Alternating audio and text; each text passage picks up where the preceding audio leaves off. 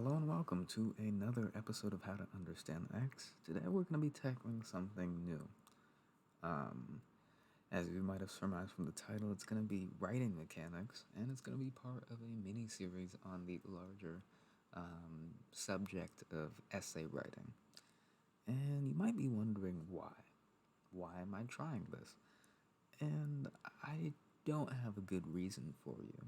Not only does it not really fit in with my general style of teaching, which, I mean, style is almost too nice of a word for whatever it is I'm doing. I still have no clue. I will figure out what I'm doing and, improve on what's being done. Almost definitely by having a script for the stuff that comes out of my mouth because I'm just ranting for most of it. But yeah, I will improve. But that style that I've been trying to make, it doesn't really fit in with English. Or like English as a subject, because most of it is proof based. It's like showing the formal definitions and explaining it, and then showing formulas and where those formulas come from, and maybe a little bit of application. But for the most part, it's just introducing the topics, and then maybe letting you kind of figure it out on your own. That's not really possible with English. In fact, I don't really know what I'd even be drawing. I feel like I'm just going to be talking for like an hour or two. But, variety is the spice of life, etc. So I wanted to try it. And uh, also, another glaring flaw is that uh, essay writing, how to understand essay writing, is just such a egotistic, like, idea in the first place. Not only does that imply that I am good at writing, it also implies that I am so good at writing that I can somehow help other people improve their writing, and not children, people of a similar age range, how to improve their writing. And that's not only is that a very dumb thing to insinuate, it's not true. Um, I'm not Ta-Nehisi Coates. I'm not like uh, Shakespeare or James Baldwin or like some crazy essayist. I'm just, a teenager. And so insinuating that I'm somehow better at essay writing than the vast majority of people who are watching this video with such a gap that I can somehow improve your writing is just incredibly stupid of me to say. But actually no, that was the end of the sentence. There's no but. But yeah. So I don't know why I'm doing this. We're gonna try it out, and we'll see. I think, again, this is the ego coming out. I think that I have some valuable input. At the very least, I think this might be a good refresher on the parts of a sentence, on sentence structure, on literary devices, on figures of speech, etc., etc. Maybe even like developing an argument, proving an argument, uh, when to use certain types of writing within the context of what you're writing. Like, I feel like there's a lot to talk about specifically for essay writing. And while I can't, explore any of it in great detail because I do have to like live and I can't teach you all of English, but yeah, I think I do have something to offer. Again, that's just the ego coming out. But on this beginning episode, we're going to talk about the basics. Before we get into any literary devices or figures of speech, you need to understand what it is you're writing. And that happens with sentence structure. Sentence structure, honestly, I know this is almost like ridiculous, but I think that sentence structure is almost more important than what it is you're writing. I mean, obviously, have true information, have like, you know, something that is relevant to your prompt. If you're supposed to write an essay on crocodiles, you can't write something on the color blue. It has to be relevant. But I think that sentence structure is actually a little bit more important than fully developing an argument, at least for a couple of essays or a couple of types of essays, because sentence structure is just so important to developing a message and to conveying that message as effectively as you can. But I will get to that in a little bit. Right now we're going to talk about a basic sentence. I'm praying to every god that I've ever known that you know the two basic parts of a sentence, but if you do need a refresher, whoops, um, it is the subject and the predicate. Again, I imagine that most of you already know this, but it does not hurt to talk about it, at least for a little bit, because we're gonna go way, way too into sentence structure. Probably more than I mean, I don't want to say anything because somebody's gonna be like, "Oh, I knew about um, some random obscure grammar thing years before it was taught in school." But we're gonna get more complicated. But right now, let's just talk about a subject and a predicate. How would we try and say this to someone who doesn't know what we're talking about? I think that perhaps the easiest way to describe it would be saying that the subject is the thing that is doing,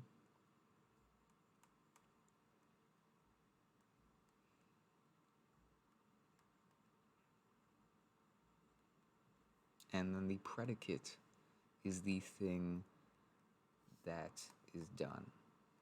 What do I mean by that? Well, um, let's talk about noun, verbs, and adjectives. So, a subject is most often a noun. There are obviously sentences that don't use nouns, they use pronouns or, I don't know, noun clauses. Just like, nouns are the basic of the basic, but a noun is, I think, most simply a thing. It's a person, it could be a place, uh,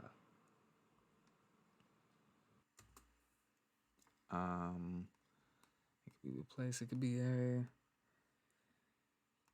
I don't know, it could be like an idea, a concept. It could be a state of being. Um,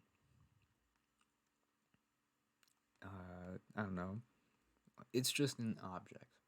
It's simply a thing that we can talk about. And so a noun, being such a broad idea, is the thing that is doing in any basic sentence. So a noun is doing something. But doing something is actually a part of our next um, sentence piece, and that is the predicate. I'm gonna be pretty quick about this stuff. I forgot to say, because, the primary audience of these kinds of videos are high schoolers, so I'm not gonna dwell too much on this kind of stuff. But a predicate is usually some verb. It could include an adjective. It can include clauses. Let me write all. Well, not all, but some of the stuff it can have. It can include adverbs, um, clauses, prepositional phrases, maybe all sorts of stuff. Running a little bit out of space here. That's supposed to be phrases. I'm sorry. But yeah, a predicate, it includes a lot of stuff, but is the thing that is done. That is a I, not a you. But yes, it is the thing that is done. It expresses an action that is happening, something that is being affected by the subject. So there's a clear relationship between the subject and predicate. The subject affects the predicate or does something to the predicate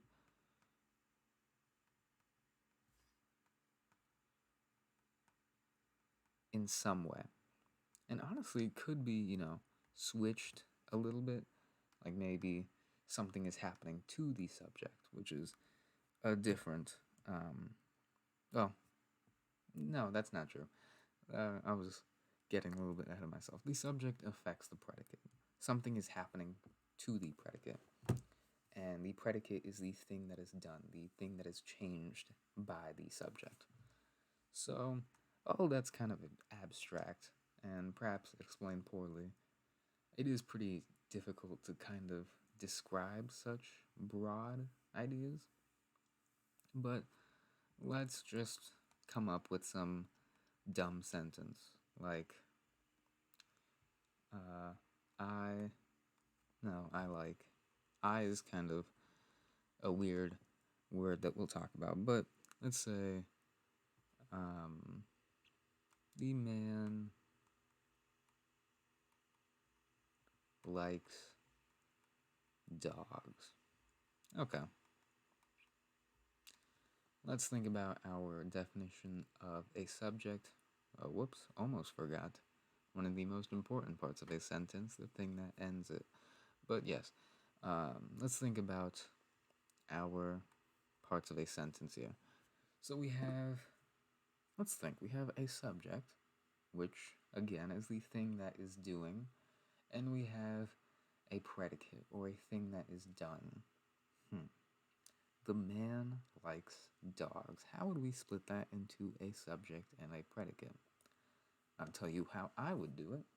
I would say that the man likes dogs is a clear relationship of the man doing something, not doing something to dogs, but like something is happening to dogs. Like they are being liked by the man. That's a better way of saying it. I felt like that was almost suggestive.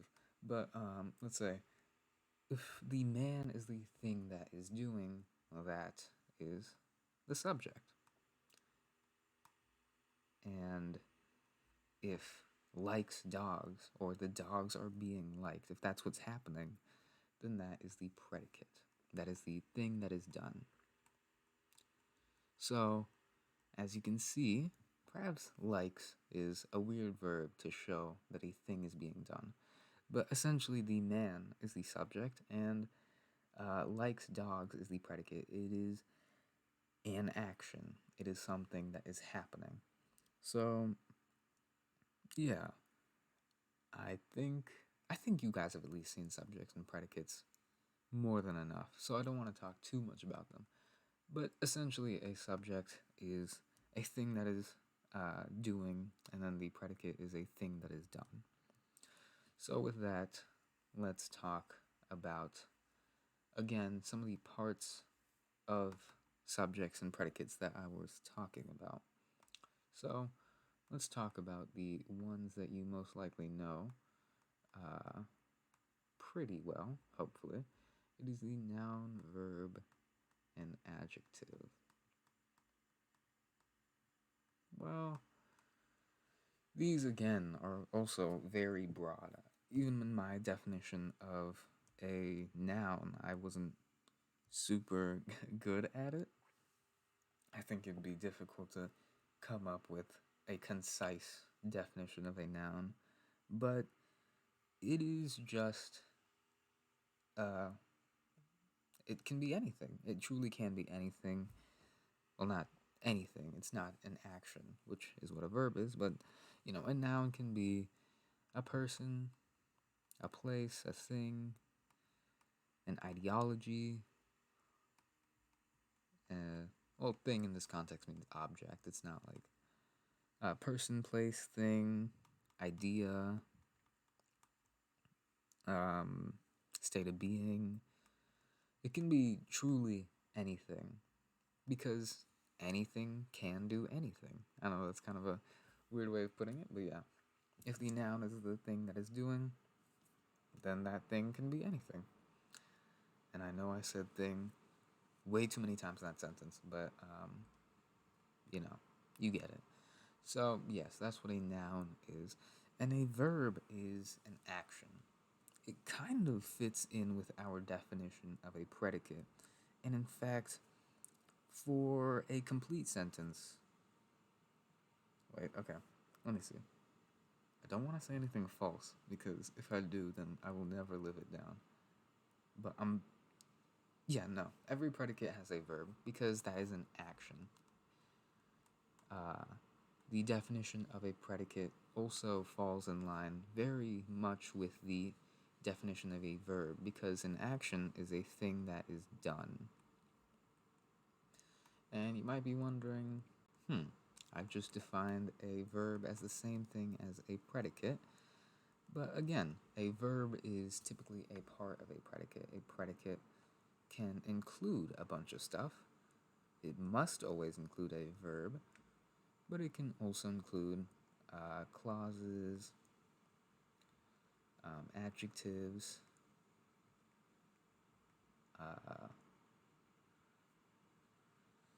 I don't know, objects. I'll talk about objects in a little bit. But yes, it must include a verb because a predicate is the action or thing that is happening. But the verb, again, I feel so weird trying to describe such abstract things.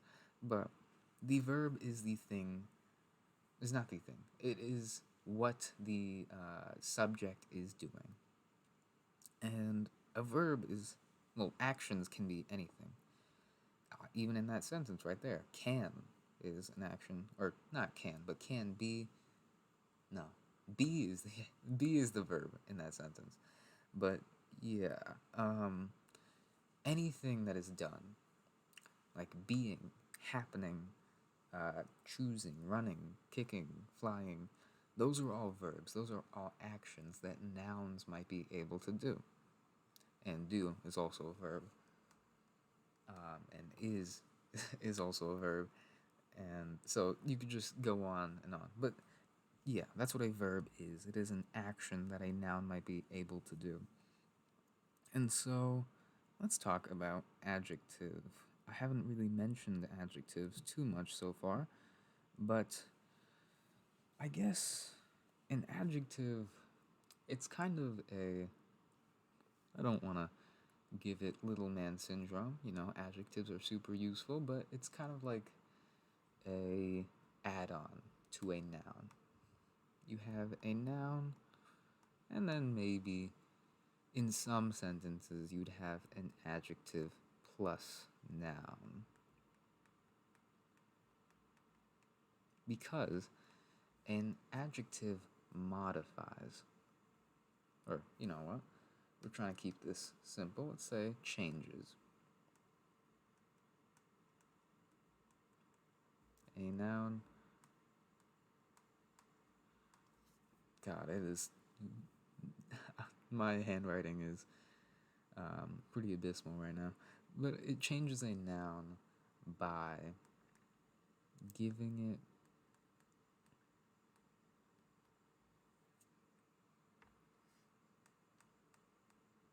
a characteristic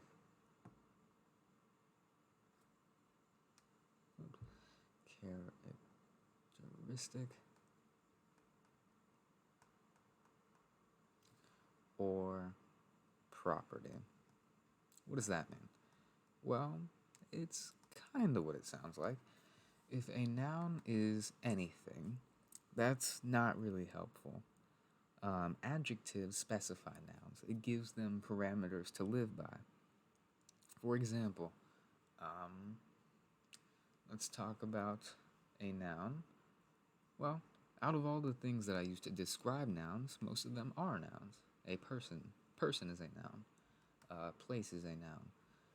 Because nouns are almost everything that are not actions or descriptors.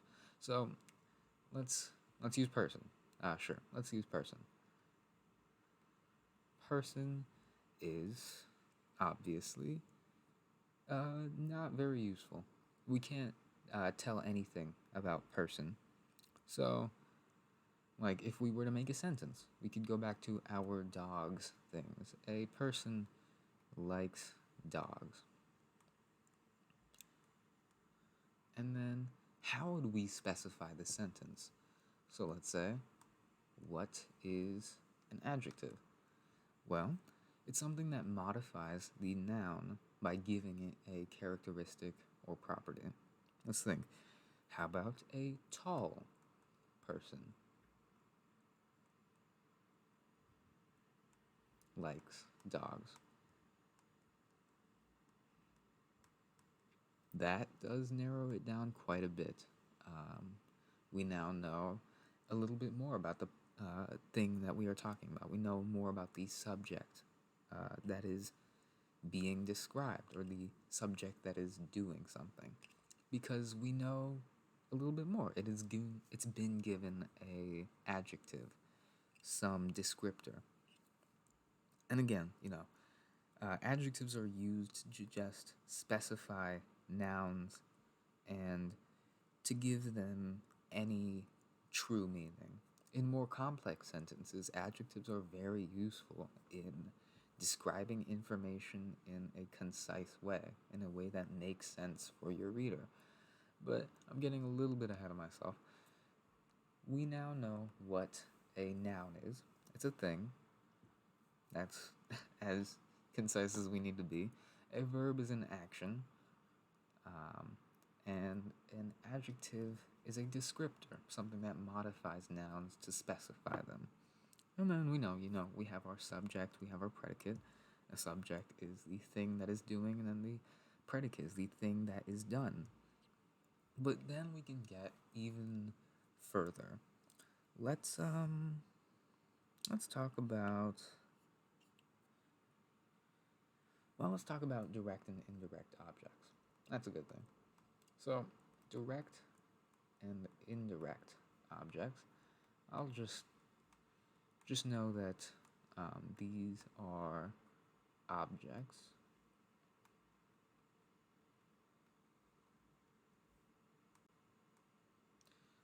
they both have different purposes. So, how would I describe this? I'd say that the direct object is something that you might be more used to. It is the thing that receives, or the action, or the thing that is affected by the action.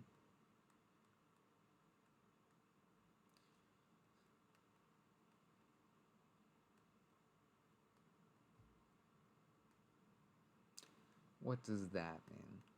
Well, again, it's kind of hard to come up with, something that is satisfactory, but let's just say that if the direct object is the thing that receives the action, or the thing that is directly, or again, directly affected by the action, then let's go back to our likes dogs. Let's say a man likes dogs. We know that we can even use all of our words right now. We know that a man is a noun, it is just a thing. Likes is a verb because it's an action. Dogs is also a noun, it is another thing, period. This is a subject. It is the thing that is doing. The man is liking. This is the predicate. Likes dogs. Both of those words. But the direct object, I think you might already see it, is dogs. It is the thing that is receiving the action of liking. It is the object that is affected by the man. The man is liking the dog. So that is the thing that is receiving the action in this example. So yeah, that's just a direct object. But even now, as you can see, just a 4-word sentence like that, it can already get, split into a bunch of different classifications. But yeah, that is the direct object. Now for the indirect object. Um, Now, the indirect object is a little bit harder to quantify, especially with the, very simple sentences that we've been using so far. I guess a good way to say it is that the indirect object is the thing that receives the direct object. Yeah, let's use receives because that's what we used for our direct object. If we say that the direct object is receiving the action or receiving the verb from the noun or subject, then we'll say that the indirect object receives the direct object. I wouldn't say that it is affected by the direct object, but it is, I feel like I can't really give a super satisfactory thing. I guess you can say it shows to what, describes to what.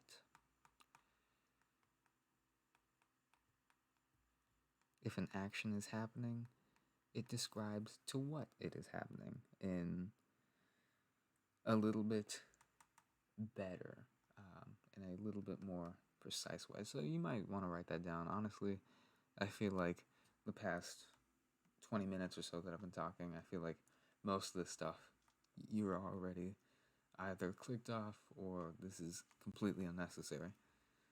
But yeah, an indirect object might be the man.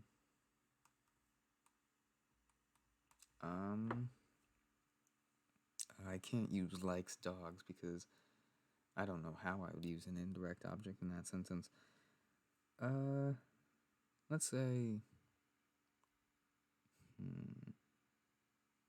Oh, we'll use walks. Are we gonna use walks? Huh. No, I feel like that might be.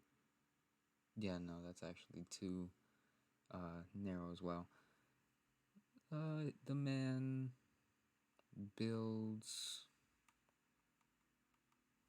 his dog a doghouse. I know, so many words that we're not we've not used so far. But let's see. We have the man again. That is our subject. We have builds his dog a house. That's a long-ish predicate, but yes, it is the thing that is done. If the subject is the thing that is doing, then builds his dog a doghouse is the thing that is done. Builds again is our verb. Dog is a noun. His, I'll say it in a little bit, is a descriptor of the man. I think you already know what it is. The man is another noun. Well, man is a noun. Whoops. Doghouse is yet another noun. I think you can already see that nouns are used all the time. And his dog is actually going to be our indirect object.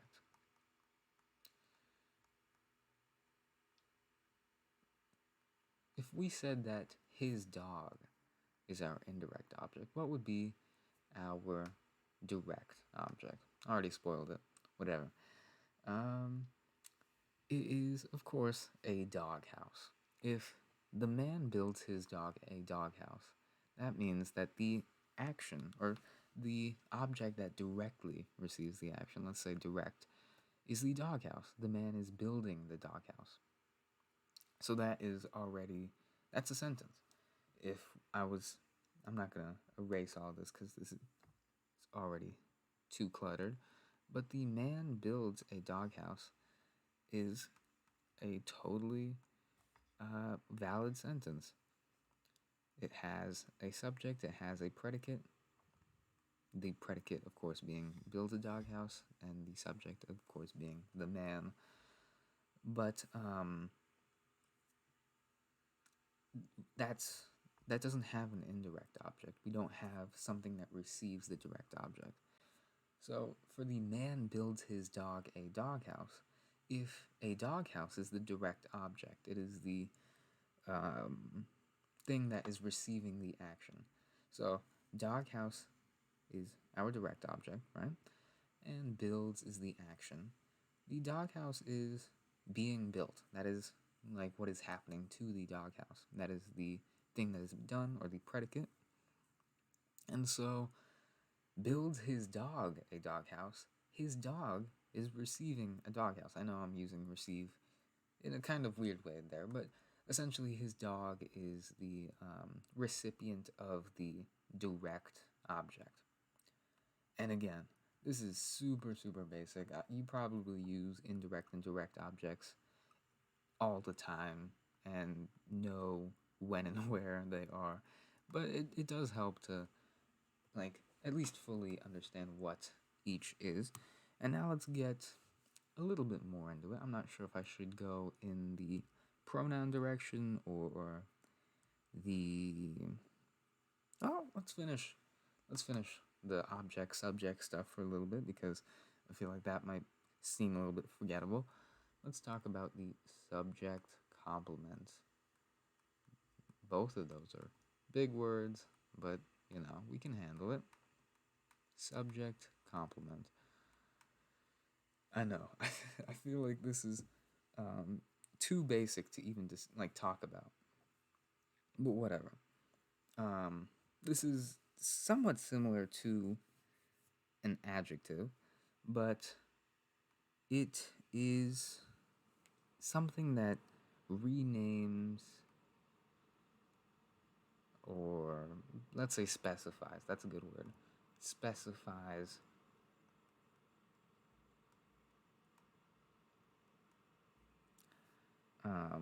the subject.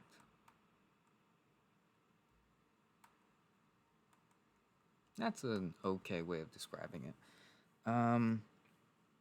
Yeah, this is pretty similar to our definition of a adjective, and that's because subject complements are usually, I can't even say usually because there are an infinite number of sentences that exist.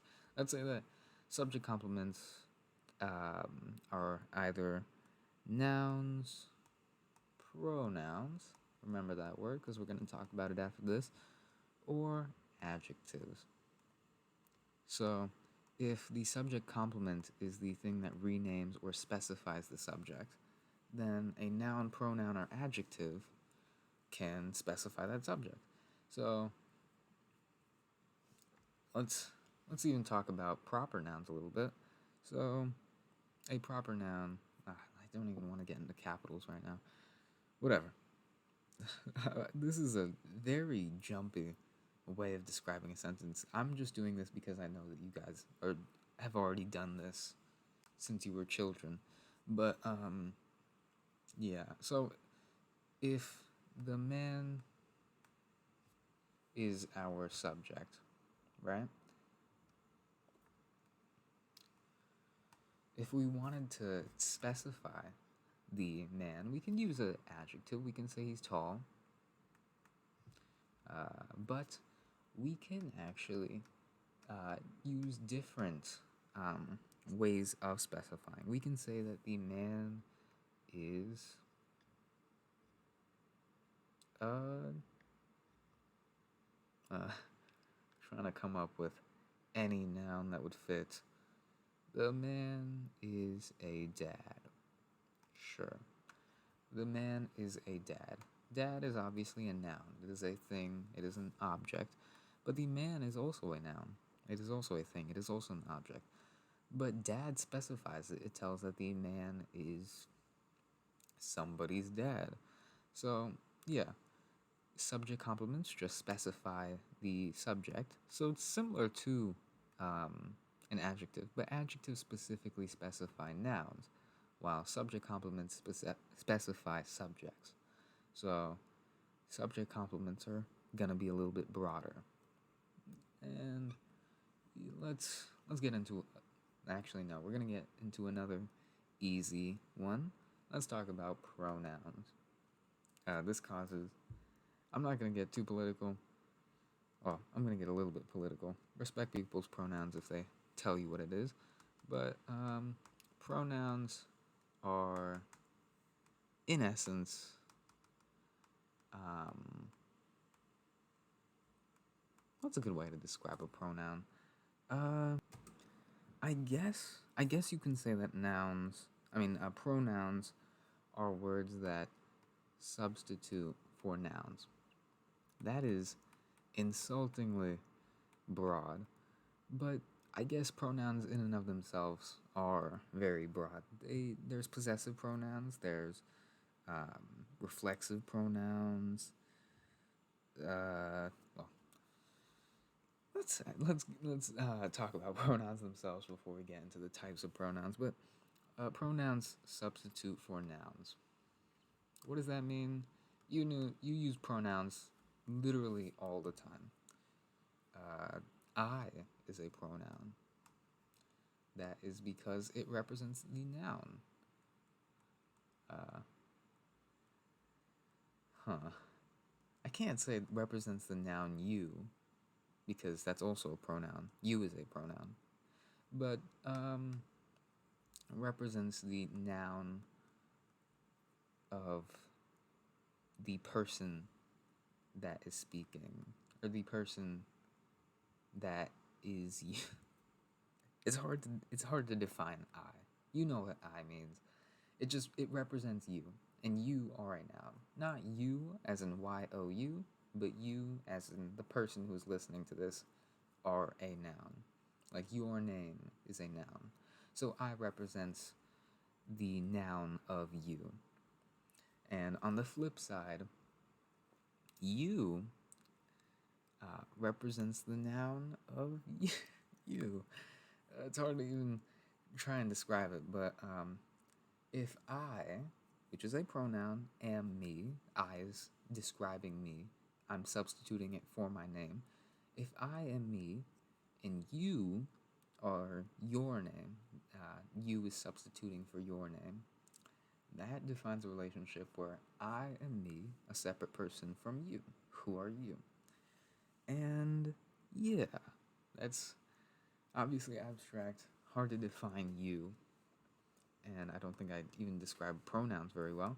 But yeah, that's what a pronoun is. It is something that substitutes for a noun. But again, I told you, I may have gone a little bit too far, but pronouns can be a bunch of stuff.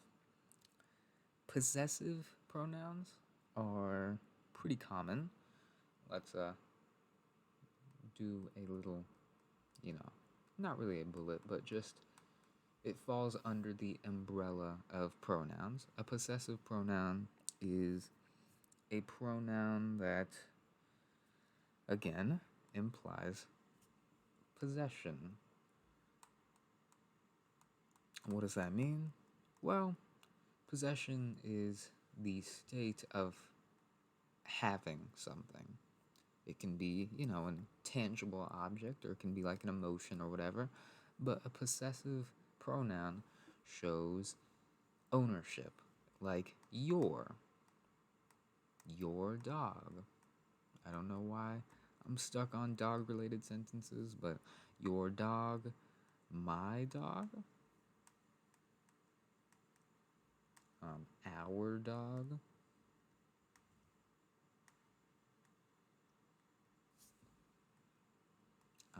His dog, her dog, their dog.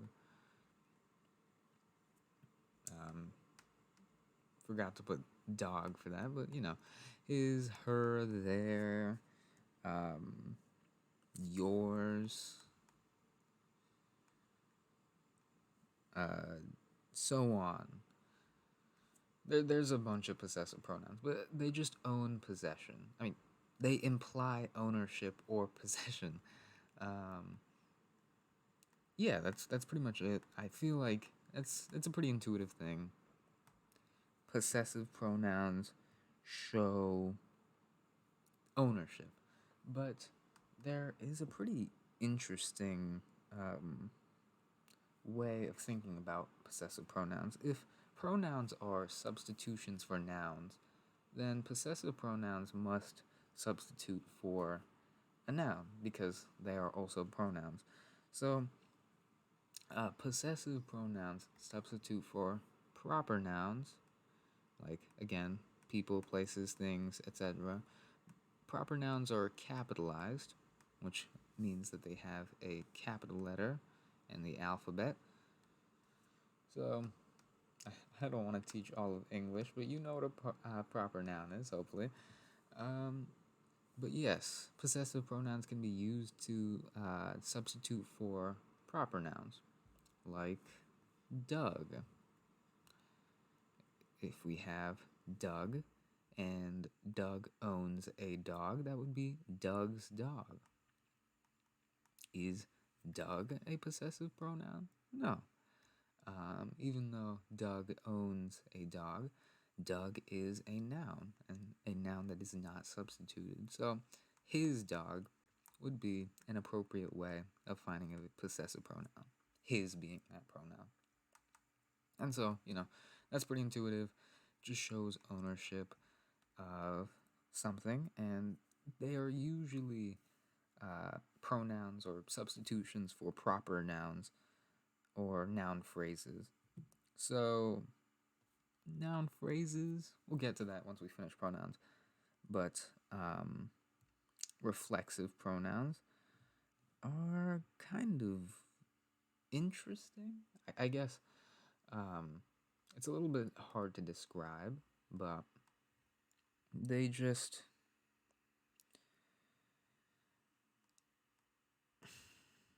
I honestly don't even know what would be a good way to describe it. I guess it's a substitution for a noun phrase. A noun phrase is also kind of what it sounds like. I wanted to define noun phrases a little bit later, but a noun phrase is just a phrase that has a noun.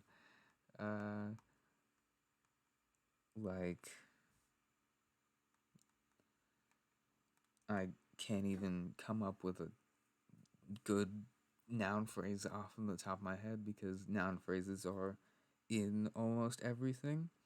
But yeah, a noun phrase is a phrase that contains a noun, and they're usually subjects. Subjects are usually noun phrases. Let's say that. Actually, no. Let's say that the other way around because subjects can be anything. But yeah, reflexive pronouns substitute for noun phrases. So let's say sub for noun phrases.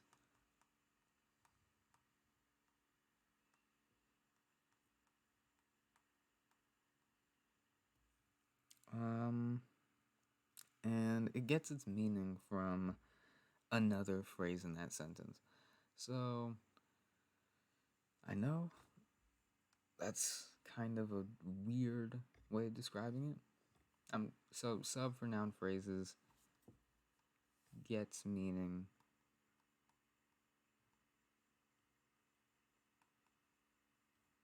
from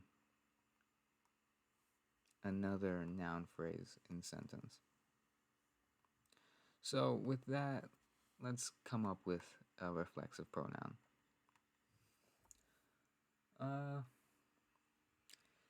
Well, I know that might be a weird definition, but you've definitely seen reflexive pronouns at least once, because even though that definition is kind of hard to describe, it's a very easy thing to show an example for. For example, if we go back to the man builds a doghouse, we're not going to worry about the indirect object, but just to show you, the man builds a doghouse. That is a subject, a predicate, etc., etc. But let's try and come up with a noun phrase in the sentence. So, the man is a noun phrase, and a doghouse is a noun phrase as well. doghouse is a noun and man is a noun.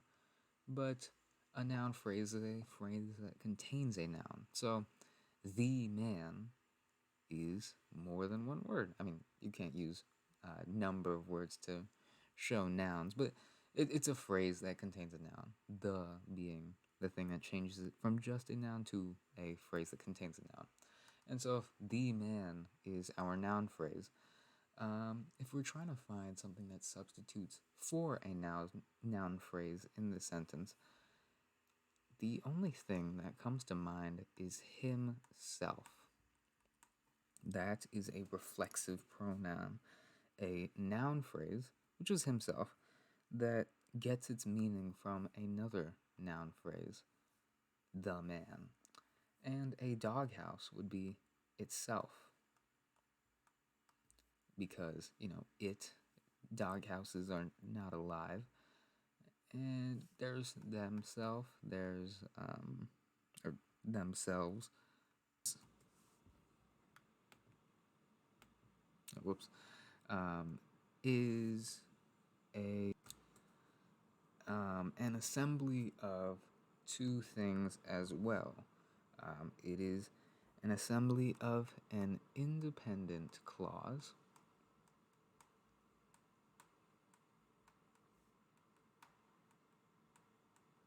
and a dependent clause. I promise we'll get to conjunctions and interjections in a little bit, but let's talk about complex sentences. Independent and dependent clauses. They're kind of what they sound like. Let's actually talk about what a clause is first.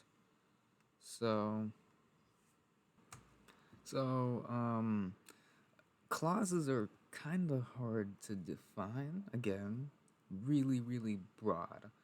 But let's just say I don't know.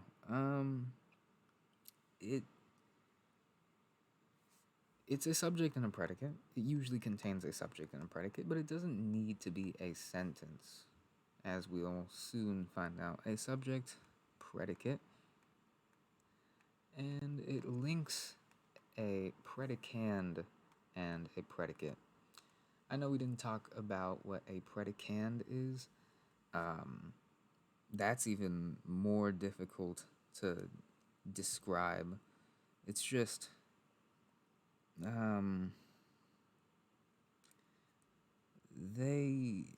they're expressed in the sentence. They're usually subjects.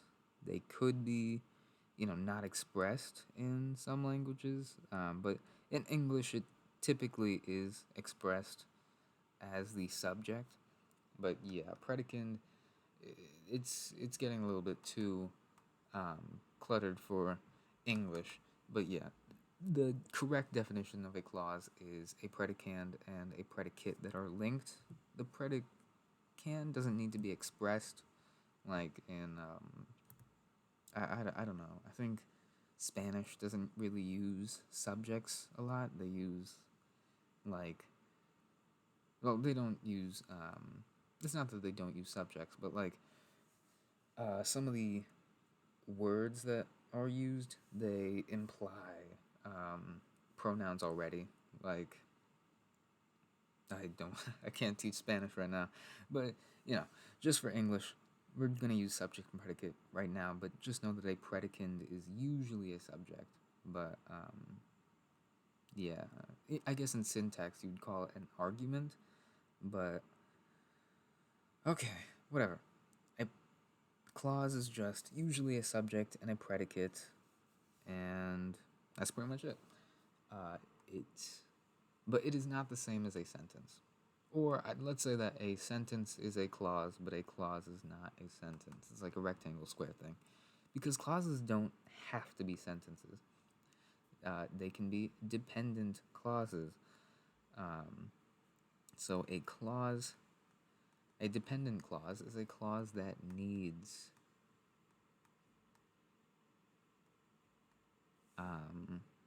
it needs further explanation.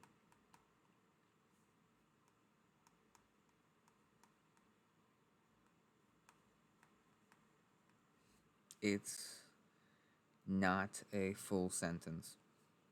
Like, let's say, um, let's use that he likes dogs.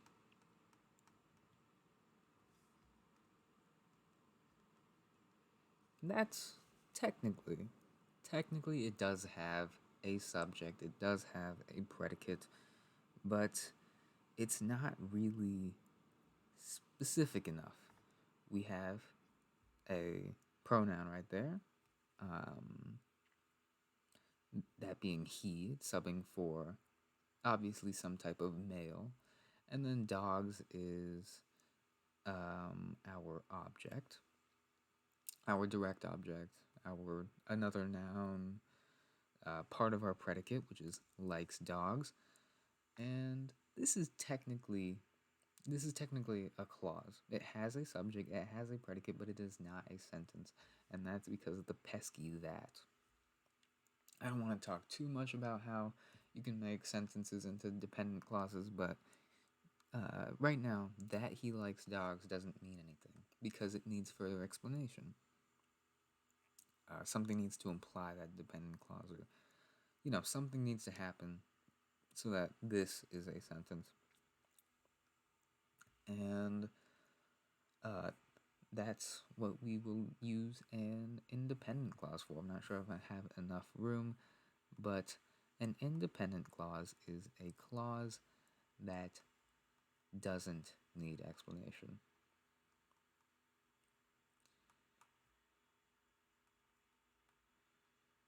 And that's it's kind of this is obviously not a great definition of dependent independent clauses. Um, just saying that like a clause that doesn't need explanation is a clause that can't exist as a full sentence. So independent clauses can always be basic sentences by themselves, but complex sentences are two parts, as we said. So it has to have an independent clause, at least one independent clause, and one or more dependent clauses. So if you have one clause that doesn't need any explanation, that has a subject, that has a predicate, that can be a full sentence, and you have a dependent clause, you can combine those two to make a complex sentence. So let's look at our that he likes dogs. Um, and after this, we're going to talk about clauses, perhaps a little bit more than you might be used to. I know that this is all very basic, but you know, important stuff that I'm hoping everybody knows. But yes, if we have our dependent clause, which is that he likes dogs,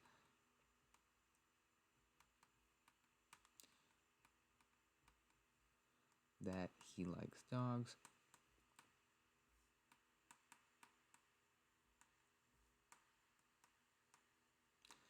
uh, an independent clause that could work here is I know. Let's see. So I is obviously a pronoun, subbing for me, like the person me. And know is a verb, it is an action. And predicates, they don't always need direct objects, they don't need indirect objects, they just need a verb. That is the only thing that they absolutely need to be a predicate. So, I is the pronoun, which is subbing for a noun that, exists but is not declared.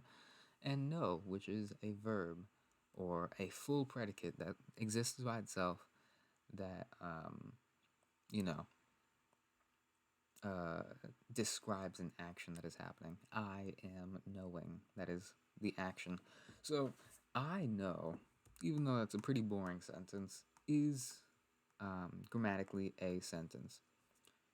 Like you might say that all the time. I know. Um, so yes, that is a sentence, but that is also an independent clause. If we go by our definition of an independent clause as a clause that does not need further explanation, then explanation is kind of a weird word, I know that, but I know is a full sentence. It doesn't need any expansion. It's fine by itself. But that he likes dogs is a dependent clause. It needs an independent clause to provide context. It needs explanation. So I know that he likes dogs would be considered a complex sentence. And let's think about that. We have pronouns he. Whoops. Let's look at our pronouns. We have he, I, he being subbing for some noun, the man, that we have described previously. Likes is a verb. Likes dogs is a predicate. No is a predicate. Likes is a predicate. That is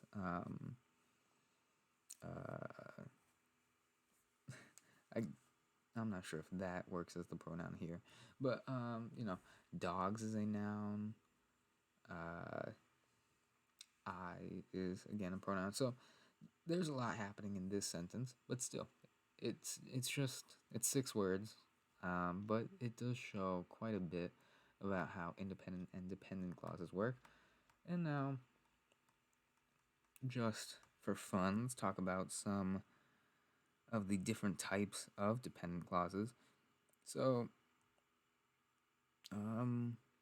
this might actually surprise you a little bit. Dependent clauses can also include noun phrases, or not noun phrases, sorry, noun clauses. So it's not as interesting, but noun clauses are, it's just something that shows something happening. So these are sometimes called that clauses.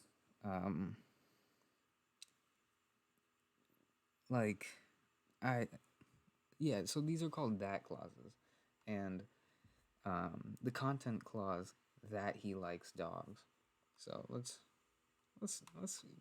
try and define content clause. This is a little bit too broad, but it is a clause that is being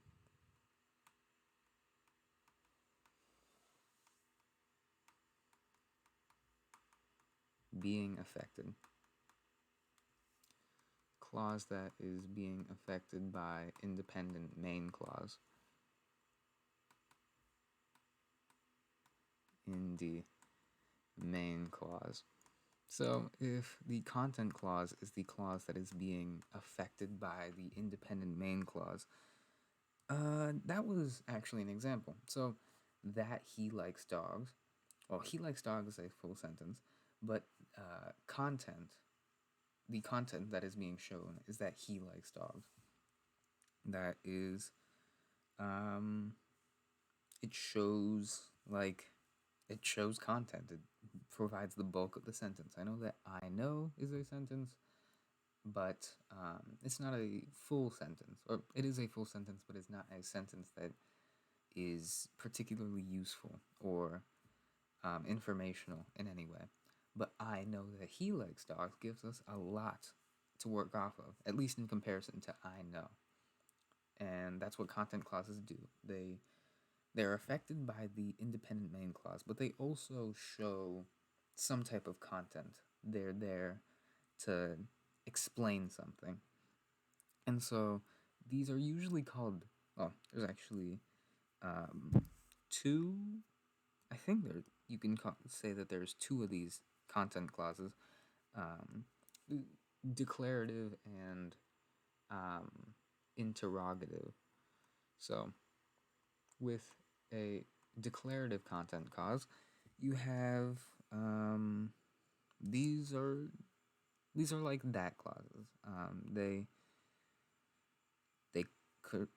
They correspond to declarative sentences. I guess you can say that declarative sentences are sentences that show some type of information. So declarative content clauses, they just give you some information.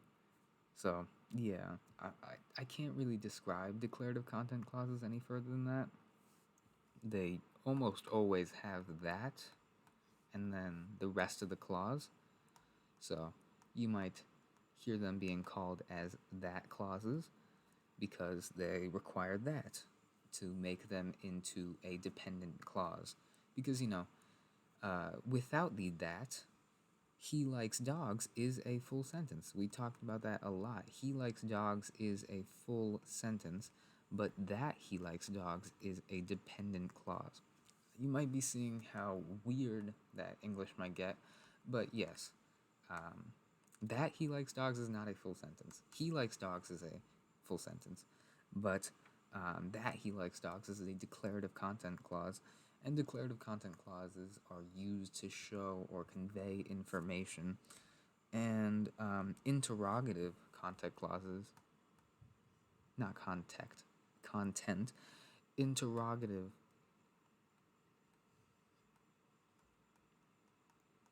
content clauses,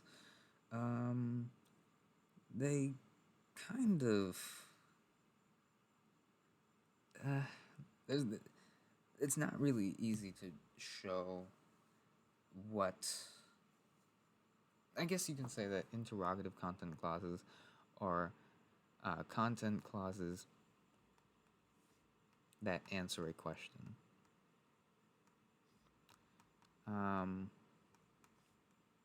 Again, interrogative sounds like interrogation, and they respond to questions.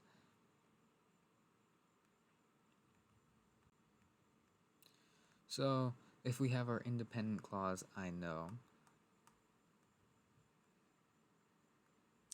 then say, I can't use he likes dogs because that is a declarative content clause. Let's say,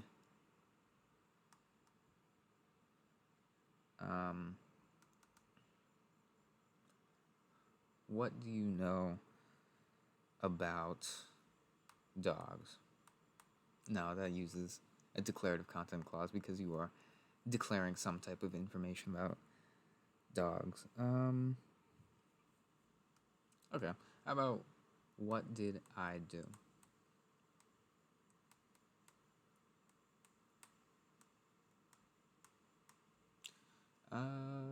Yeah. Let's even, do you know? I can't use do you know what did I do? Because that is not as concise as it can be. Do you know what I did? And already you might see an interrogative content clause, and that being what I did. If I answer this question with our trusty independent clause, I know, the interrogative content clause here is what you did. That answers the question, do you know what I did? In I know what you did. It does not use that, but it does answer a question that is being asked without declaring new information. So, yeah, I think that's a pretty good definition in my opinion. These are obviously pretty abstract, but declarative content clauses are clauses that declare some kind of information or convey some kind of idea. Well, interrogative content clauses are content clauses that answer questions that are being asked. Okay, so now let's get let's get into another type of dependent clauses. That was just one dependent clause. I mean, yeah, one dependent clause, that being content clauses. So let's see. What's a good definition of a relative clause? Well, relative clauses are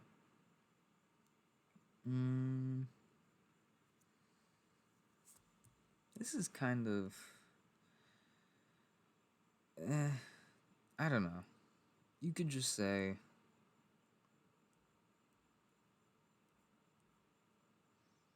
a relative clause is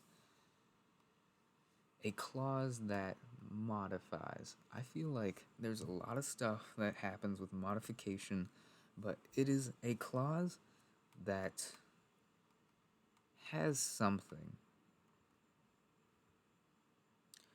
that modifies. let's not even say has something. Let's just say it's a clause that modifies. We're talking specifically about English here. So a relative clause is a clause that modifies an existing noun. There's obviously relative clauses in different languages, or probably in English, there's a bunch of um, content clauses that, not content, relative clauses that don't modify nouns specifically, but in English, relative clauses are almost always clauses that modify nouns, and they kind of. So, relative clauses, let's talk about them. Let's not try and define them in a more useful way, because I'll show you some examples and you'll probably get it. But it usually follows um, the noun that it modifies. It is not a it's not a adjective. That's something that you should know. But it usually, I can't even come up with a good way to define it. Like, I'll just spoil it. It's for humans. It's who, whom, that. I think, yeah, that is a relative clause. And which is sometimes it. These aren't clauses themselves, but it follows the noun. So who, whom, that, and which are antecedents or antecedents. I don't know. I think it's antecedents actually. It's late. So let's say antecedents, right? So those words who, whom, that, which are antecedents to relative pronouns, to reflexive pronouns, to some type of noun that is being modified. Like, let's say, who saw me? That is a relative clause. It does contain, well, no, that's not it. Is it? Let me think about this for a second. So,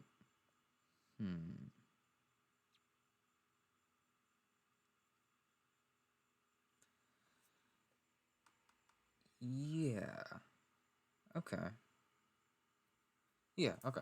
So, this is a relative clause. It has a uh, relative pronoun, that being who. It has saw, which is a verb, has me, which is a pronoun representing me. So saw me is going to be the predicate, and who will be the subject of this dependent clause, relative clause. And so, who saw me, if we think of that as our relative clause, it is a clause that modifies the noun I or me. I know who saw me.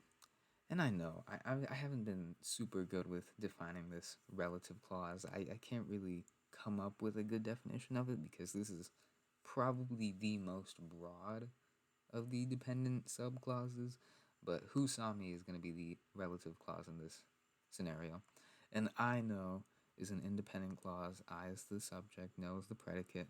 Who saw me is another clause that needs I know in order to exist. But yeah, um, that's pretty much it. Who saw me? Just for your purposes, just know that relative clauses are usually indicated by who, whom, that, which. Um, I think that's it.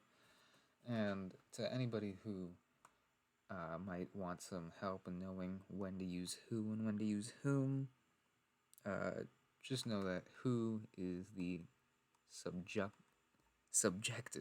God, okay. Um, who is the subjective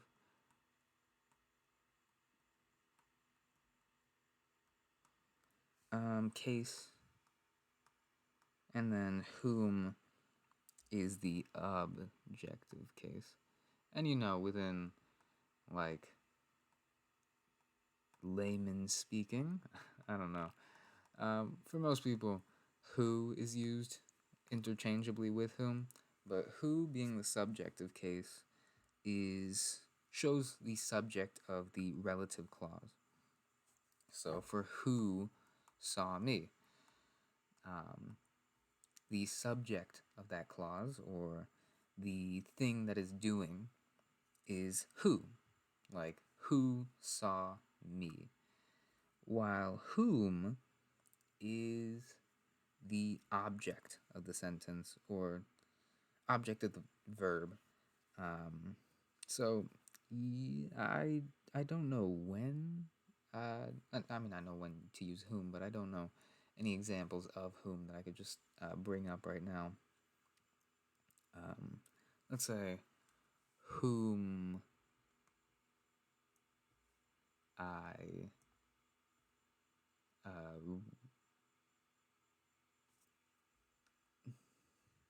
whom I saw. Is that correct?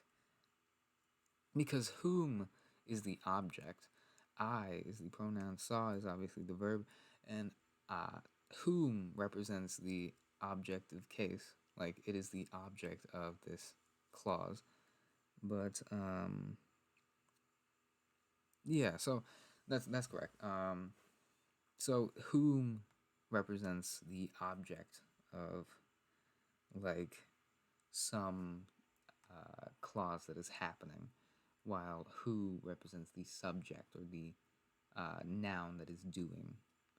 So that's, I can't come up with a better definition of a relative clause right now, but yes, that's what a relative clause is. And then last but not least, let's talk about adverbial clauses. These are also dependent clauses. Content clauses, both declarative and interrogative, and relative clauses have both been dependent clauses, but right now we're talking about adverbial clauses, which are also dependent clauses. And these are exactly what they sound like. They function as adverbs. But what is an adverb? Probably should have defined that when I was defining adjectives and verbs and, whatever. But if adjectives, oh, no, there's no connection between adjectives and verbs, but if adjectives modify nouns, let's write that. If adjectives modify nouns, then adverbs modify verbs. And that's exactly what it sounds like. My handwriting has just been deteriorating. Modify verbs. I'm sorry. Maybe I'm just tired, or maybe I'm trying to use like the back of those pens, the ones that have like the stylus, but it's not really working very well. But yes, if adjectives modify nouns, adverbs modify verbs, and they do a lot. Usually, they answer questions, not in the interrogative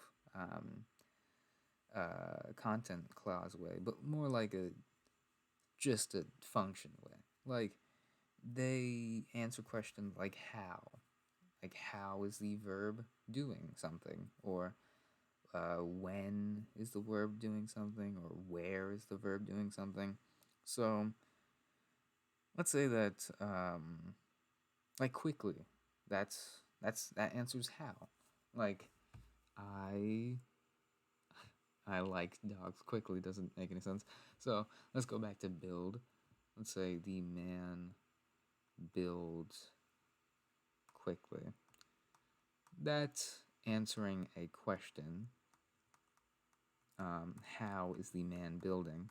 But quickly is not some interrogative content clause. It's just an adverb. It describes builds. It modifies uh, builds to make it more specific. And yeah, that's just an adverb. Usually they end in ly, but honestly, the definition of adverb is kind of in like a tricky spot. It's kind of used for like everything, really. Um, like, but whatever. An adverbial clause is a clause that acts as an adverb, which is a weird thing to say. So, they contain a subject and a predicate. So, they usually have some type of like, I forget the exact term. Oh, I know. It's called a subordinating conjunction, and they're called subordinators too. But these are just if conjunctions are. I haven't even gotten to conjunctions. What is wrong with me? Okay, we'll get to conjunctions once this is over. But spoiler alert: conjunctions are things that join independent clauses. But subordinating conjunctions are uh, conjunctions that also introduce adverb clauses. So I can't really define subordinating conjunctions in like a satisfying way, but you've seen these all the time, like after, um, as, as long um, as soon as. Come on, come up with something that doesn't have an a. Um,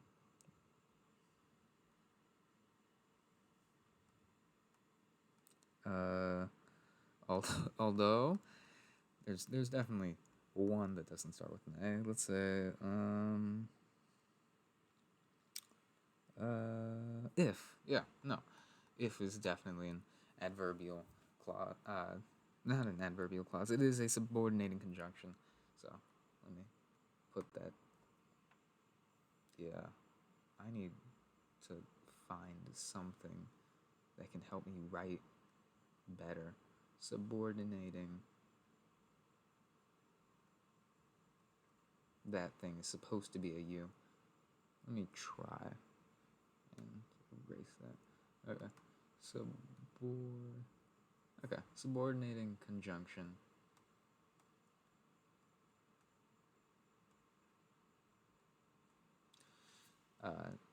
Is. So these are all subordinating conjunctions.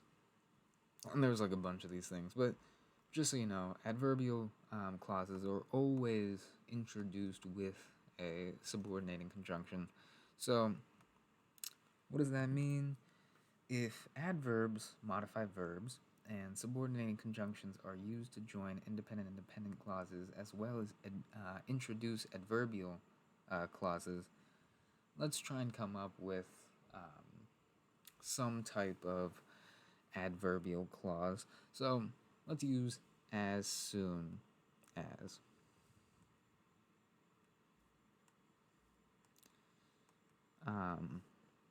I saw it. Sure. As soon as, while it's kind of not really something to define, it does modify saw. it implies some type of urgency or some immediate reaction to seeing. So it modifies the verb saw to describe it and to specify what is happening. So as soon as is a subordinating conjunction that includes that introduces I saw it. And since as soon as is part of our thing, that means that this is an adverbial clause. That means that as soon as I saw it modifies a verb and describes that verb in a more concise way. So I like I can't use I like dogs because that would be, let's say I liked the dog house.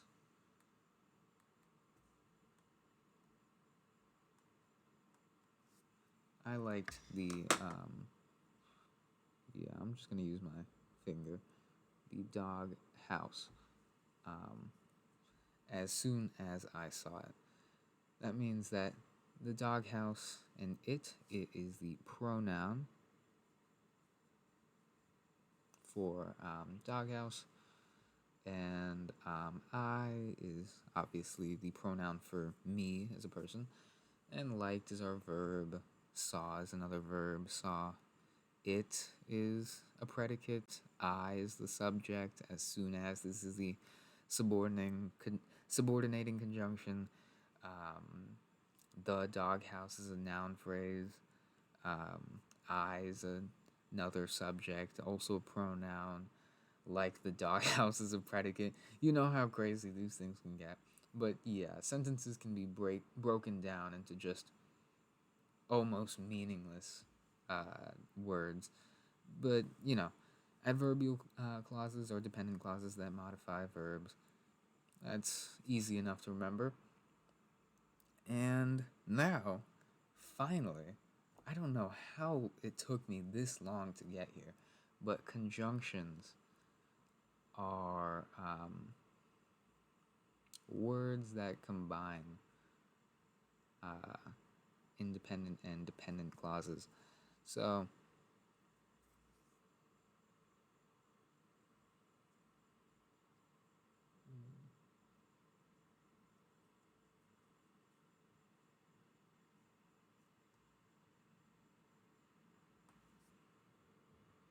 I feel like my handwriting has gotten worse and that I've resorted to the pointer finger, but whatever. Conjunctions are words that combine independent and dependent phrases, and you might have heard of the acronym FANBOYS, and that's a good acronym. FANBOYS, of course, being for and nor, I think.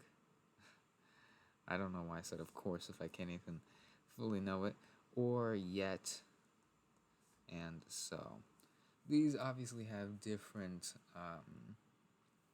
like meanings and ways to use them, but implies that the dependent clause is happening um, in contradiction or against the independent clause. So, yeah, or implies that the dependent clause is another option in comparison to the independent clause, yet is similar to but in usage, though there's probably some specific use case where yet is used instead of but and vice versa. But oh, oops. So is used to imply that the dependent clause is happening as a result of the independent clause. Nor is only used for neither.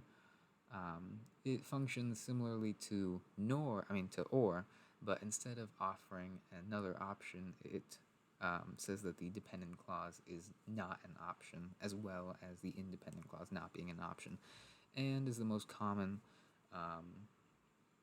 It implies that two things are happening, usually at the same time, even though they can have some like slight difference.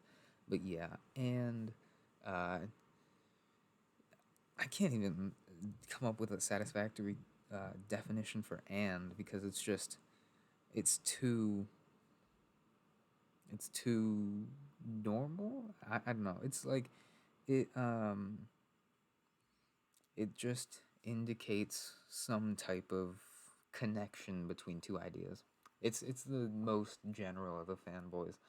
And then for so like it's kind of hard to come up with like a good use case for for, so let's just say that it's somewhat similar to because it implies a reason for the independent clause to have happened. Um, yeah, like I liked I like dogs for they helped me build a doghouse. You know, it's something random, but just for implies that the independent clause is happening as a result of the dependent clause. But I don't think I need to describe fanboys too much. You guys have already seen it. And now, what haven't I talked about? Let's talk about interjections, maybe some other stuff. But we're getting to the end, I promise. I know this has been a very almost useless episode for the vast majority of you.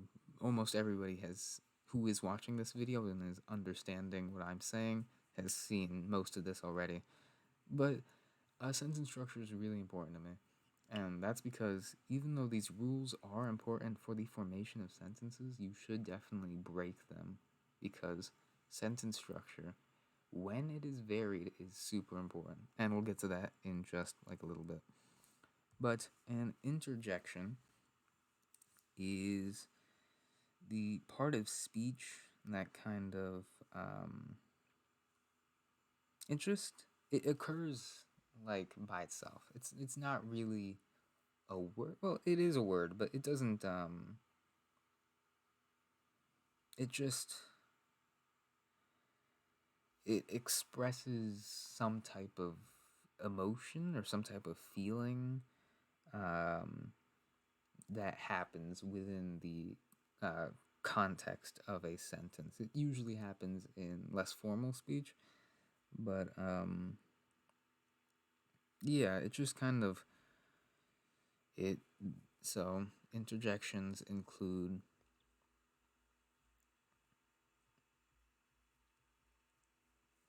hesitation, like or like. See, that was not me just trying to come up with another thing. That was me giving an example. It has greetings,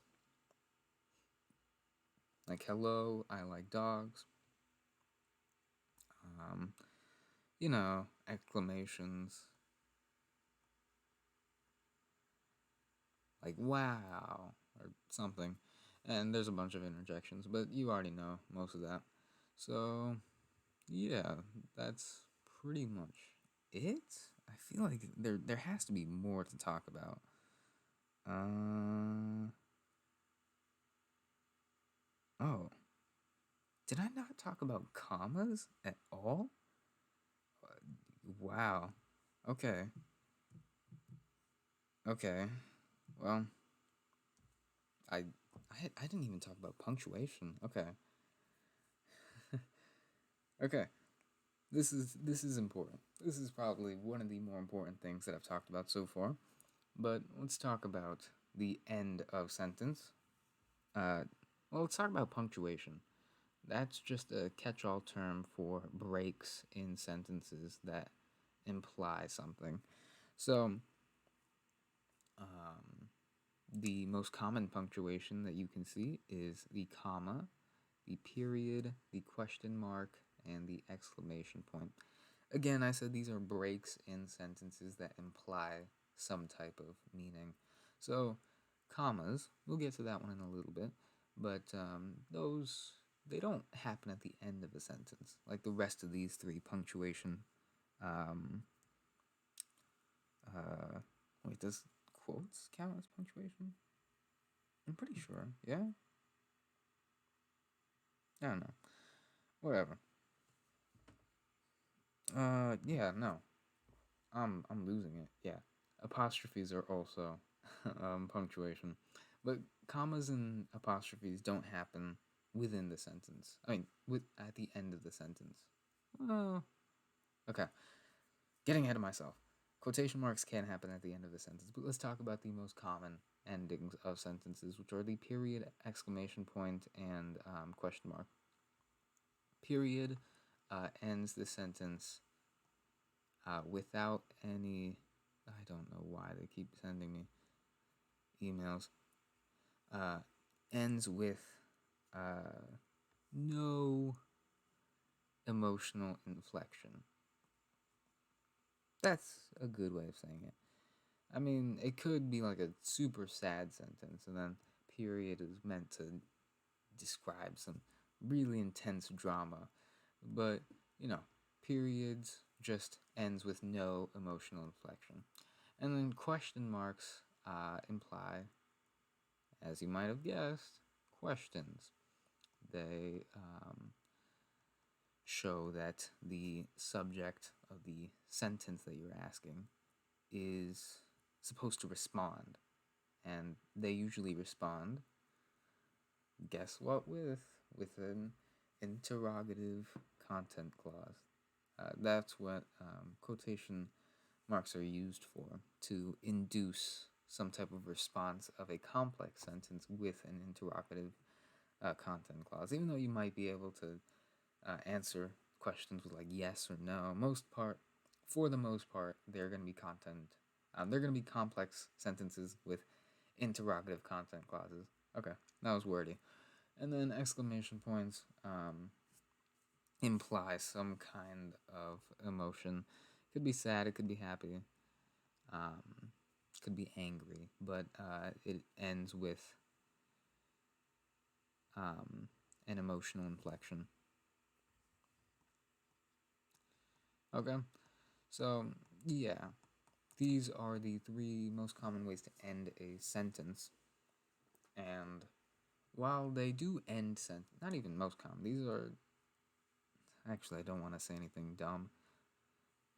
I'll keep with most common, but these aren't technically always the last thing that you will see in a sentence, and that's because you have the apostrophe. The apostrophe is kind of a weird thing. It's it it has a lot of purposes. So we touched on this a little bit, but for possessive pronouns like his, hers, theirs, whatever. Um, these possessive pronouns oftentimes substitute for noun phrases. Like, so we said Doug's dog, right? We used an apostrophe there, but yes, that's one use of the apostrophe. It shows possession, but without the possessive pronouns. So his dog, her dog, they don't use the apostrophe because that is a pronoun that is subbing for the proper noun Doug. The apostrophe shows possession, but not for a pronoun. That's something that might be useful. Um, so yeah, because like her, uh, it, well, so there are uses where you might use that, but like hers is not what would be used in most language. Hers would be like if there was a person named her, or like I guess no, I can't even come up with a use case where you would use an apostrophe in hers, but I know there are most likely some places where you would use that, but for the vast majority of sentences, don't put an apostrophe when you are already using a possessive pronoun because you already have a possessive pronoun. You are already substituting for, I mean, Doug is not a her. Well, They could be a her. I don't know. But for right now, um, Doug's is not plural, so hers doesn't apply. But yeah, like hers almost always.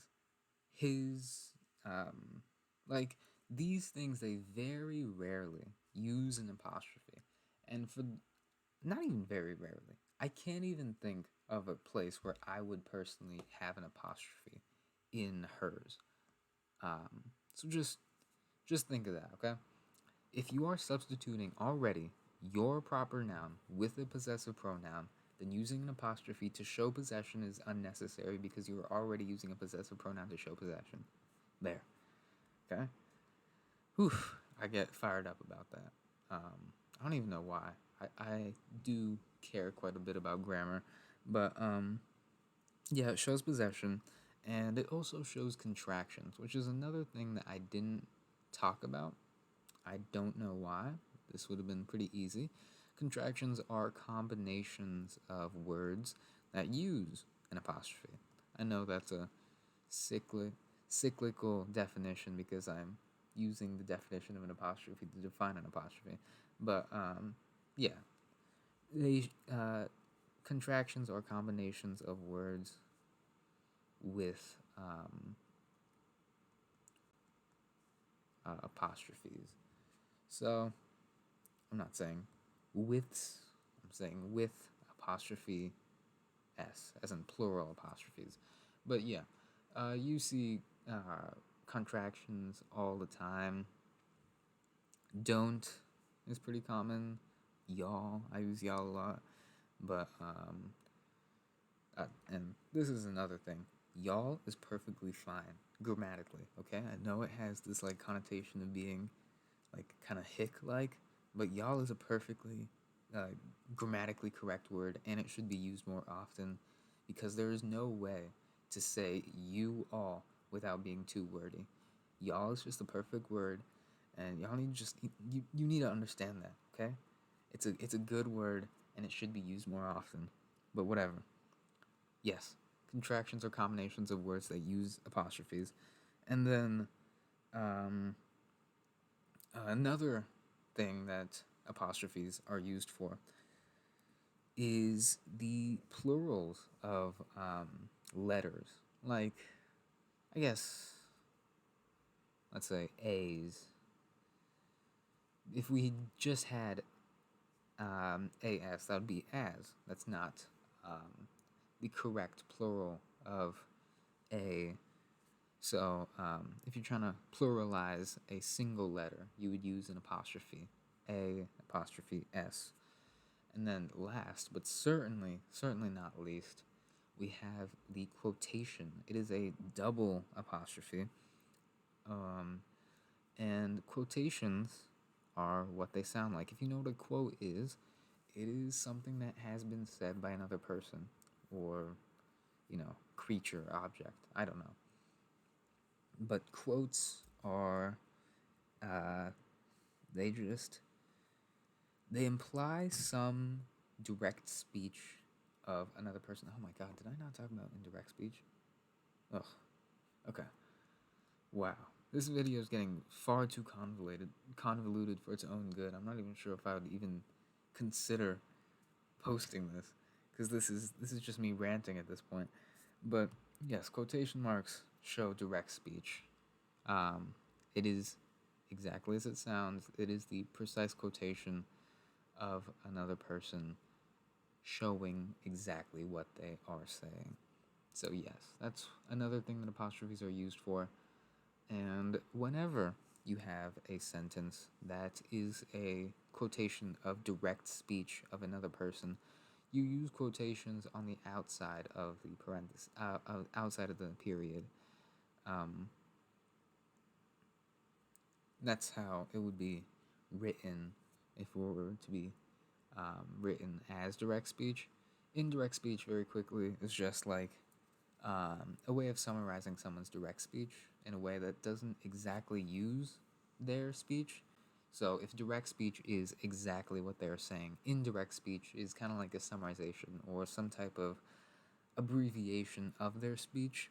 that doesn't require um, the double apostrophes because it's not um, it's not a direct quote. So yeah, and last and certainly not least to the punctuation, we have the comma.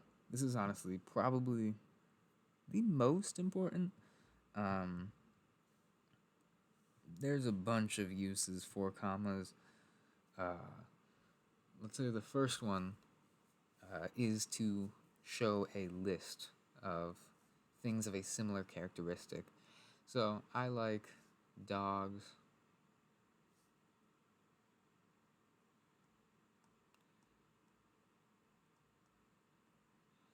Um, I don't know, turtles. This is a list of things that I like. These are all nouns that carry the same characteristic of being acted upon by the like. So this is all one predicate, and I is one subject. But like is the verb, and these are all nouns, and these are all, they're all direct objects. They're all being acted upon or being liked by me. That is their state of being. So I like dogs, cats, turtles, and chickens. Sure. And now, and is, again, it's a weird one of the fanboys. Because this is not. No, this isn't a dependent phrase. I was about to say something dumb. This is just a phrase.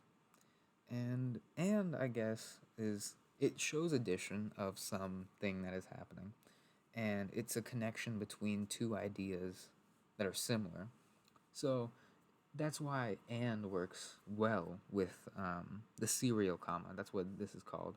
Serial commas are shown for like lists, and okay, yeah, and for the serial comma, showing a list is what the um, and can be used for. It's not.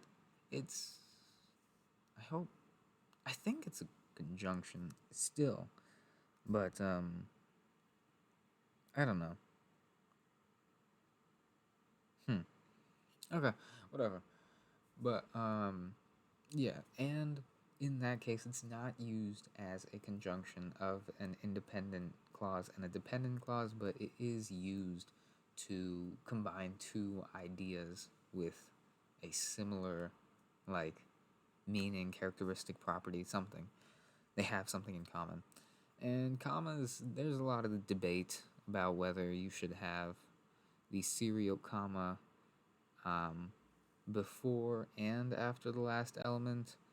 Uh, chickens, commas, and dogs. Sure. Chickens, commas, and dogs. Some people do not like having this extra comma right there. I don't know. I think it separates the last element from the second to last element, but whatever. It's not like grammatically incorrect either way. Or if somebody tells you it's grammatically incorrect either way, then it's just ignore their opinions because it's not correct. And another important use, eh, I don't think I needed to erase that, but another important use of commas are used to separate clauses. This is the fun stuff. Um, Commas can be used to separate independent clauses, not commas. Commas can separate dependent clauses from independent, but there's a bit of a catch.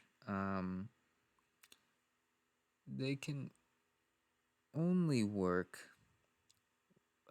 if the dependent. Well, I mean, not commas can only work if the dependent clause is before the independent clause, but if you're trying to only use commas, then the dependent clause must go before the independent clause. Um, so, like, uh, let's use um, what's a what's a clause that would work in this situation? Um, so let's use an adverbial. clause, which again is a dependent. Let's say um, as soon, yeah, as soon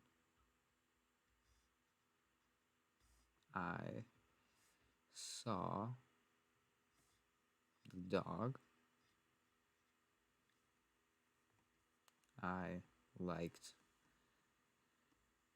it or him. I don't know. Let's give it a pronoun. Him. So the dog, I liked him. So him is the pronoun for that. Liked him is a predicate. The dog is a noun phrase. Saw the dog is a predicate. As soon as is a subordinating conjunction. Comma is a comma. I is a pronoun. I is a pronoun. Saw is a verb. Yeah, you can break this into as much as you want, but what I wanted you to see is that using our adverbial clause, which is as soon as I saw the dog, again, as soon as is a subordinating conjunction, and as soon as I saw the dog is an adverbial clause. As soon as is modifying I liked him, shows some type of immediacy. And yeah, the comma can combine this dependent and independent clause, but only because the dependent clause is before the independent clause. I liked him, comma, as soon as I saw the dog is incorrect. It doesn't do anything. And uh, the con- this is important. Um, I've I've made this error a bunch of times. Like, I mean, I guess I've read a bunch of like, you know, Tolkien, so he uses comma splice. Like, it's going out of style. That man cannot make a sentence without having a comma splice in it. But a comma splice is um, it is, I hesitate to say the most common grammatical error, but it's the combination of two independent clauses with no conjunction. Oh, what? Did I? Oh my god, did I say that? Did I say that conjunctions combine independent and dependent clauses? No, they combine two independent clauses. And yeah, so yeah, no. I was totally off base. Uh, I honestly feel like I should just do this video over again because that's just crazy. Um, yeah, no. Conjunctions combine two independent clauses. I'm so sorry. That's totally on me. Um, yeah, no, I don't know. I I need to start recording these at reasonable times. But yes, I'm so sorry. Conjunctions combine independent clauses, but yeah, a comma splice. Back on track, I guess. A comma splice combines two independent clauses without a conjunction. So you might see this again in like Old English. Um, Probably a bunch of books has comma splices all the time. Um, but a comma, let's erase splice right now. A comma without a conjunction. What does that mean? So let's say I like dogs.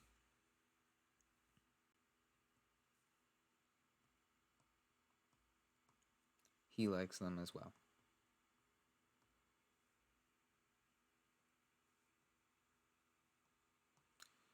That is a comma splice. There's no conjunction combining this. Obviously, there are two independent clauses. He likes them as well. I like dogs. Them is a pronoun. as well is a subordinating conjunction, I think. Um, might need to check up on that. Likes is a verb, like is a verb, dog is a noun, he is a pronoun, I is a pronoun, like dog is a predicate, likes them as well as a predicate. You know, you can break it up as much as you want, but that comma right there is grammatically incorrect. You are combining two independent clauses without a conjunction. And in that case, what you'd have to do, if you wanted that sentence to be grammatically correct, is I like dogs. Nope, not I likes. I wish I could have talked about tense. I feel like tense is something that lots of people get messed up on.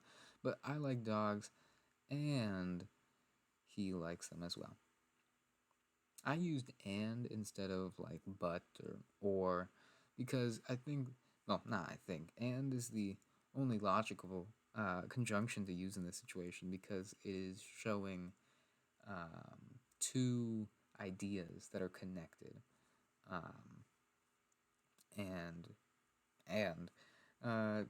it shows that these two ideas have like a clear relationship with one another. I like dogs and he likes them as well. That is the correct way of writing the sentence. Still has a conjunction, has the predicate, has a verb, has a pronoun, has I think a subordinating conjunction, has a pronoun, has a verb, on and on, noun, um, you know, but still, you needed that conjunction and you needed that comma in order to combine those sentences in a way that makes sense. And comma splices is a super common issue. I I used to do it all the time. I still do it quite a lot, but still. And the last no, uh, no. There's a couple more actually. Ways to use commas.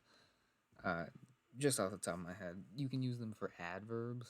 Like, if adverbs modify verbs, then uh, therefore, you need a comma if the adverb is at the beginning of the sentence.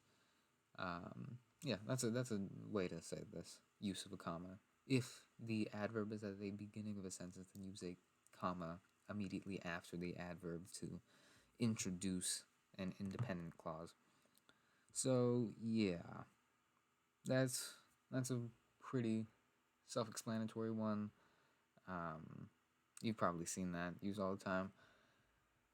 But another, I mean, you don't use it for all adverbs. Like you can't have quickly. Oh, sorry, you can't have quickly, comma, because that doesn't do anything.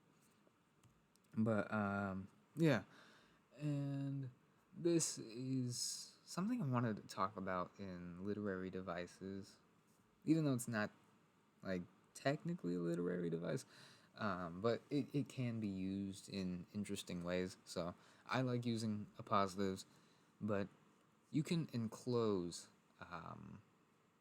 like phrases or clauses.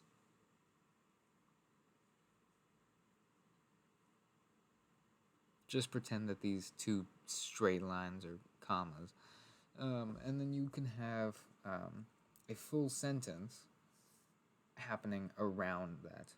And a positive, very simply, is just like a fully formed idea that happens within the context of the sentence but does not happen within the sentence. I know that sounds really weird, but and a positive is something that is related to the sentence, that is happening because of the sentence, or that has happened because of the sentence, or, it is, there is some type of idea that connects the appositive. I think that's how it's spelled. I don't know.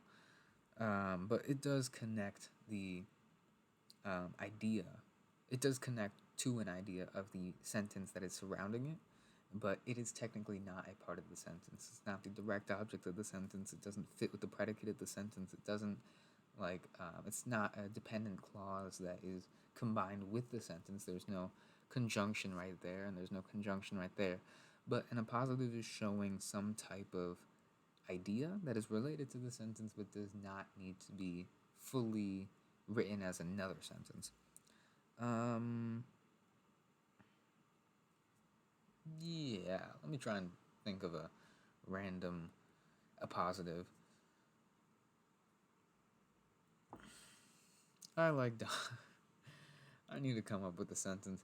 I like dogs since they're fluffy.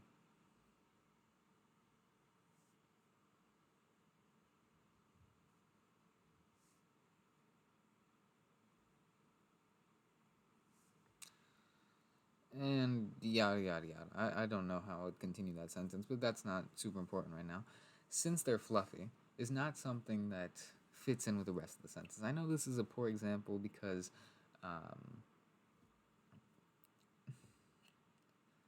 yeah, no, this isn't a good example. Let me come up with something better. Um,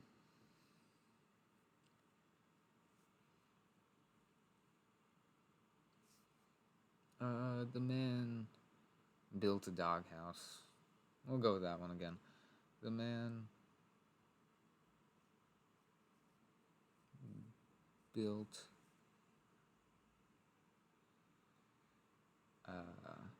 a doghouse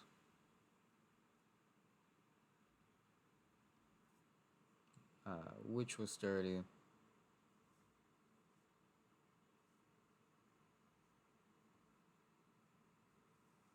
for his dog. Okay, there's a lot happening in the sentence, but the man built a doghouse for his dog is a fully formed sentence. It is, it's a complete sentence. It has a subject, it has a predicate, it has the subject, the man built a doghouse for his dog, the predicate, um, has the direct object doghouse. It has his dog, a noun phrase, which represents the indirect object that is receiving the doghouse. And, it has a noun phrase, a doghouse, it has the verb built, etc., etc. But which was sturdy is, it is a phrase, but it doesn't technically fit in with the rest of the sentence. The man built a doghouse which was sturdy is a sentence. That is true. You'd have to alter the punctuation in some kind of way, but that is a sentence. But the man built a doghouse which was sturdy for his dog is not a sentence without the commas surrounding it. Which was sturdy is in a positive. It's something that is it's related to the rest of the sentence in terms of the idea that is being conveyed, but it's not part of the sentence. You can take it out of the sentence, and while you would lose some information, you would actually not change the meaning of the sentence. So that's in a positive. And there's probably other ways to use quotes. Oh, obviously, you use quotes.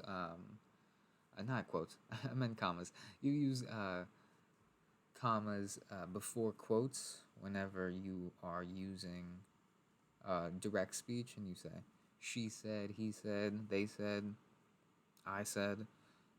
Quote. That just splits the quotation from the rest of the sentence, and it allows for further explanation of the ideas in the quote to be described, but still. Yeah, that's what a comma is used for. I'm kind of blanking on what more I can talk about. I guess I could talk about tense. I can't talk about conjugation right now because, like, if you understand everything that I've said, you know how to conjugate verbs. You've been doing it since you were a child. But tense is pretty important because it needs to be consistent. Tense is the time in which the actions described in the sentence is happening.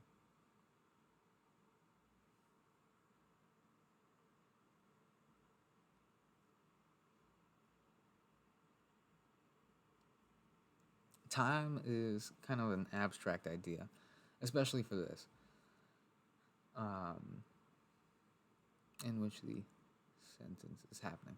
So there's future tense, there's past tense, there's present tense, there's continuous, there's a bunch. But what you need to understand is that tense is always constant. And that's because time is constant within the fictional, or not fictional, but within the universe that you are creating.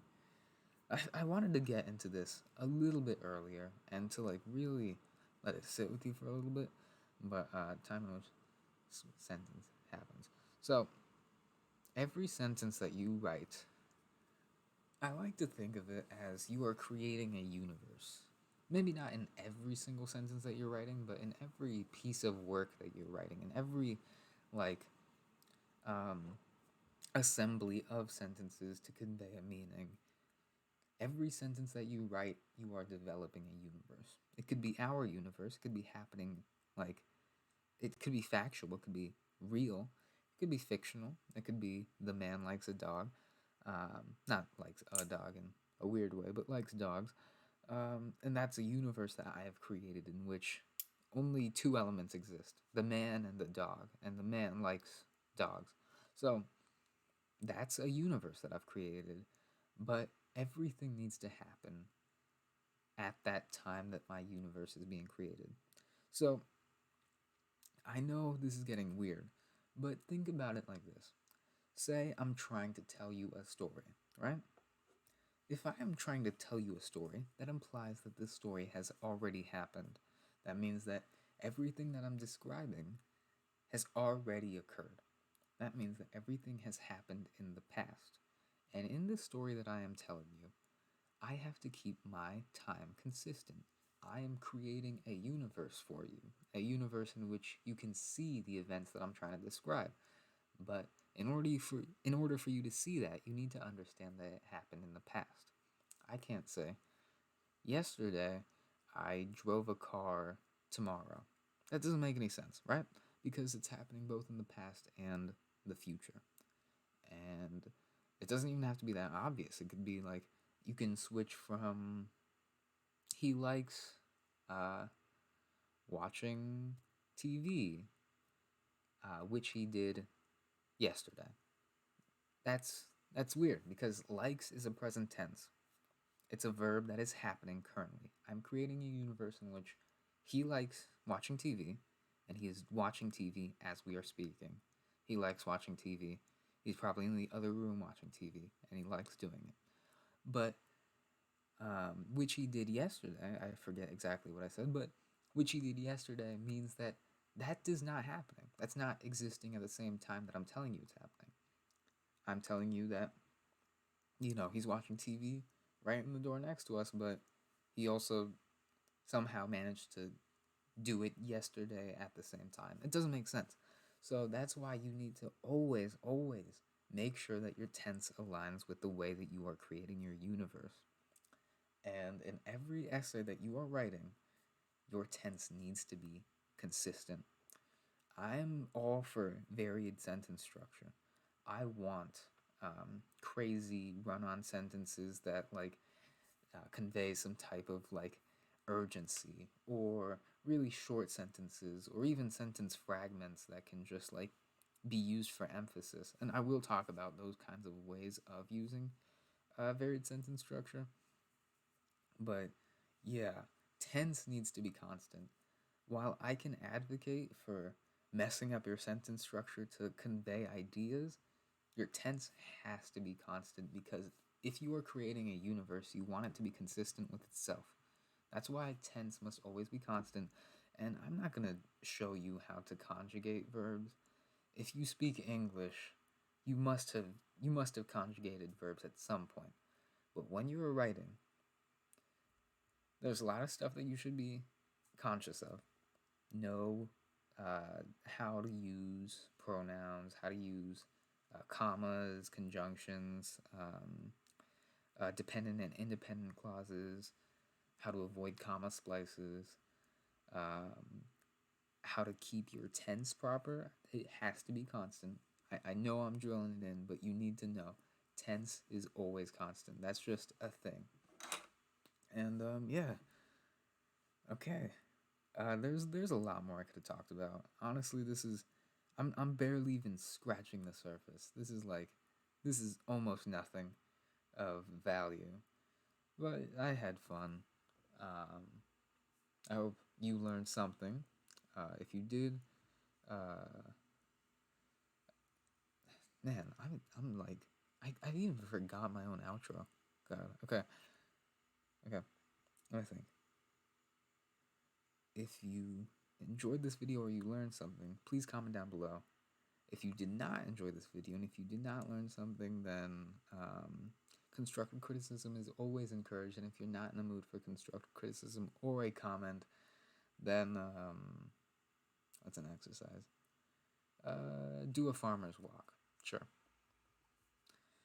And album recommendations, as you might be able to see from the bottom right corner, it is July 29th. It's a Thursday, and in 9 minutes, one of my one of the artists that I'm really interested in, Isaiah Rashad, is going to drop an album. 8 minutes now, and I'm excited for that. But in terms of an album that has already been released, and I know the quality of. Wait, did I already say Leanne Lahavas is self-titled? I'll need to watch some of my videos again. I know I haven't said Sawayama by Rina Sawayama. That is just a stellar all R&B.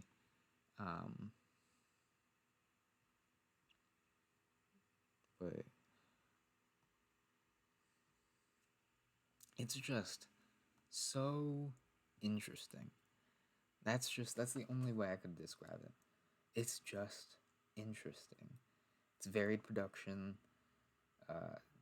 Rina goes for all R&B, goes for post-punk, pop, like industrial pop. She just jumps all over the place, but it works. It really works on this album. Again, the production's really varied. Her vocal chops are definitely something to like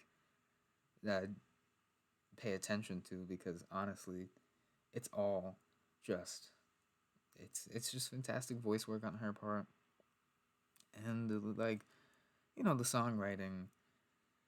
I'm gonna sound like an old man, but like the songwriting, it is pop, so it's not meant to be super like insightful or anything, but I do appreciate her attempts to say something of value, and for the most part, I feel like the more direct approach that she has to lyrics really does work for the like general aesthetic that she's trying to achieve, and it's a fantastic album. Um, yeah, it's a great body of work.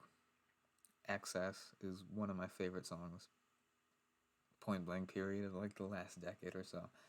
But yeah, it's just industrial pop, alt R&B, um, maybe even neo soul a little bit, some hip hop inspired production.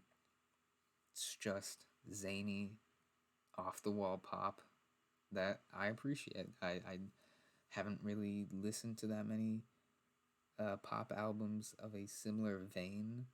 So, I mean, yeah, if you do listen to this album, please comment down below what were your thoughts. And bye.